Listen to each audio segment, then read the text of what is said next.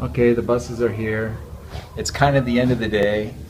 I think we had a pretty good day here. I took time to pay myself during lunch today. I've been reading this book here, Colony of Unrequited Dreams. It's a fictionalized story of Joseph Smallwood from Newfoundland. And to me, I feel more Canadian when I'm learning more about my country. Having gone out to Nova Scotia, it's kind of sad. I get past 50 years of age and I'd never been to the East Coast, but there's something romantic about it. It's a magical kind of place, and I'm glad to be reading a little bit more about East Coast. But what's more is it makes me think about the way reading for me is very different. I've now been reading a lot of sort of historical fiction.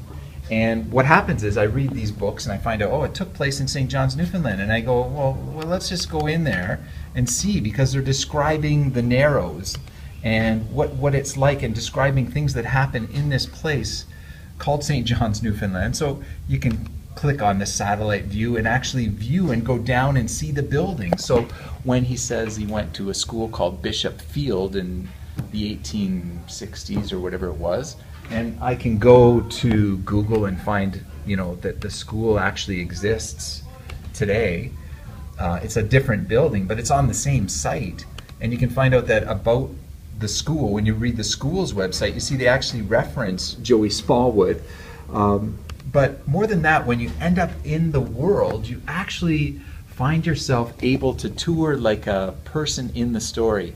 You can't do that with all kinds of fiction. I mean, you could end up with a random city, but with historical fiction that references real places, real times, real situations, really becomes different. And for me, I kind of find that interesting.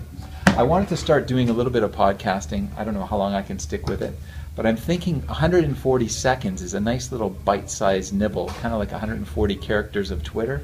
And so if I can do short stories in that amount of time that maybe inspire you to think about things like reading, being different, maybe it'd be worth getting back into doing some of that work. I've been doing so much work locally, relating to people and sort of building relationships with people here that I work with and that I work in the district with, rather than the wider web.